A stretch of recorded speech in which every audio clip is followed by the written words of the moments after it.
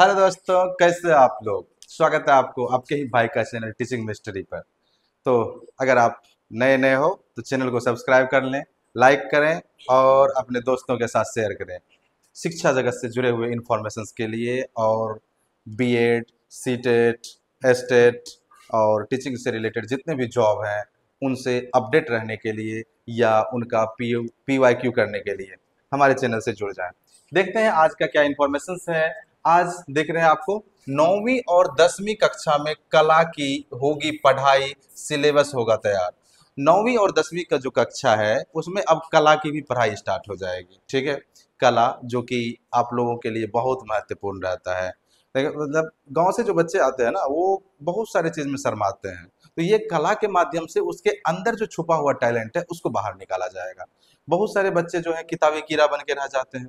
बहुत सारे बच्चे जो है मतलब बुक में भी अच्छा से नहीं कर पाते हैं, अपने हेजिटेशन को क्लियर नहीं कर पाते हैं, कहीं भी गए तो कुछ दो लाइन बोल नहीं पाते हैं। ठीक है, इस तरह की बहुत सारी समस्या बच्चों में व्याप्त है। इन समस्याओं को दूर करने के लिए सरकार ने 9वीं और 10वीं से ही कला का कला की पढ़ाई के लिए सिलेबस तैयार करने पर फोकस कर रहे हैं। देखिए, देखते हैं क्या है न्यूज। ये एनसीईआरटी का न्यूज है।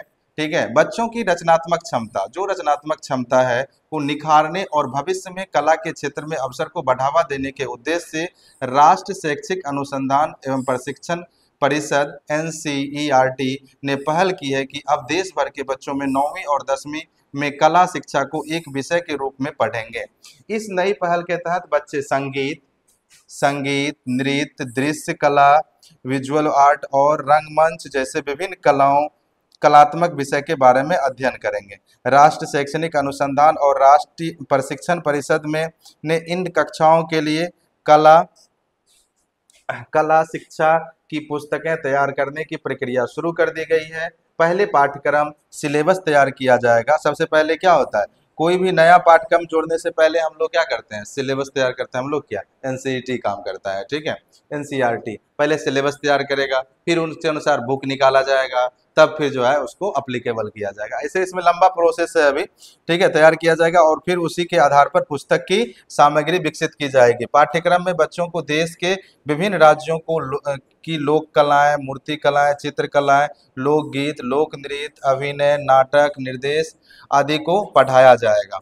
पाठ्यक्रम तैयार करने के लिए समय समय पर केंद्रीय माध्यमिक शिक्षा बोर्ड सीबीएसई के साथ बैठकें आयोजित की जा रही है। इसी क्रम में 16 जुलाई से एनसीईआरटी द्वारा देश भर में विशेषज्ञों के साथ एक कार्यशाला की शुरुआत की गई जो शुक्रवार तक चलेगी, यानी आज तक चलेगी। कार्यशाला में सभी विशेषज्ञ अपनी अपनी राय साझा करेंगे और यह तय करेंगे कि विद्यार्थियों को किन किन कलात्मक विद्याओं का अध्ययन कराया जाए, यानी कला में कौन कौन से सब्जेक्ट का अध्ययन किया जाए। जैसे अभी यहाँ बताए थे, क्या है, संगीत सिखाया जाएगा, नृत्य सिखाया जाएगा, दृश्य कला सिखाया जाए, रंगमंच यानी थिएटर पे कैसे प्रदर्शित करना है वो सिखाया जाएगा।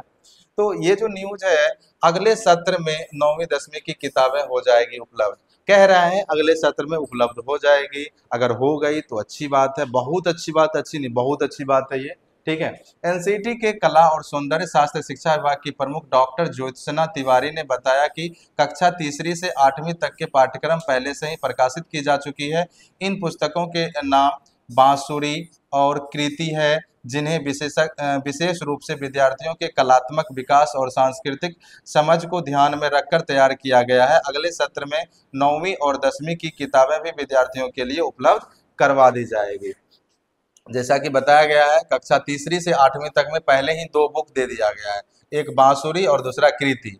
तो 3 से 8 तक में पहले से ही दे दिया गया है। अब 8वीं और 9वीं और 10वीं के लिए ये चीज अप्लीकेबल होने वाला है।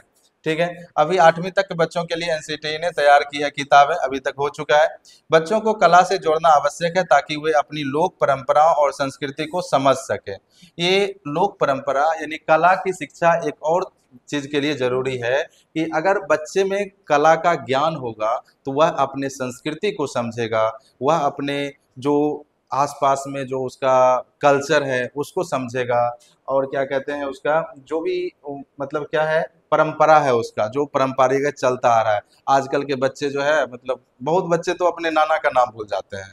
ठीक है, किसी से इंस्टेंट आप नाना का नाम पूछ दीजिए वो भी पता नहीं होता है। सबको, बच्चे इतना सेल्फिश हो गए हैं कि पुरानी जो परंपरा है उनको तो एकदम खत्म कर दी है। देखिए बहुत चीज था, मतलब क्या, बहुत चीज अप्लीकेबल नहीं होने वाला था, लेकिन कुछ ऐसे चीज हैं जिसको हम लोग को साथ में रखना चाहिए। अभी भी मतलब पुराने लोग जो देखे गए हैं वो चीज अभी भी हम लोग के लिए बहुत सारे फायदेमंद हैं।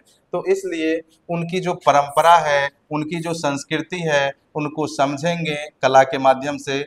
राष्ट्रीय करिकुलम फ्रेमवर्क की कला शिक्षा संबंधी दिशा निर्देश के आधार पर ही नया पाठ्यक्रम तैयार किया जा रहा है। अगले शैक्षणिक सत्र में यानी फरवरी मार्च तक नई पुस्तक उपलब्ध करा दी जाएगी। ये कौन है? डॉक्टर ज्योतिषना तिवारी, प्रमुख कला एवं सौंदर्य शास्त्र शिक्षा विभाग, एनसीईआरटी न्यू दिल्ली के ये पोस्टेड हैं। इसने ये कही है कि अगले सत्र तक 9वीं और 10वीं के लिए कला के लिए पाठ्यक्रम तैयार करके उनका पुस्तक उपलब्ध कर दिया जाएगा, यानी अगले सत्र में ये लागू कर दिया जाएगा। तो ये था आपके लिए इंफॉर्मेटिव वीडियो। और आज देखते हैं, एक स्लोगन है आप लोगों के लिए, ठीक है। ये मोटिवेशनल बोल सकते हैं इसको। माता पिता की डांट उस हथौड़ी की मार की तरह होती है जिसे खाए बिना एक संतान कभी पत्थर से मूर्ति नहीं बनता।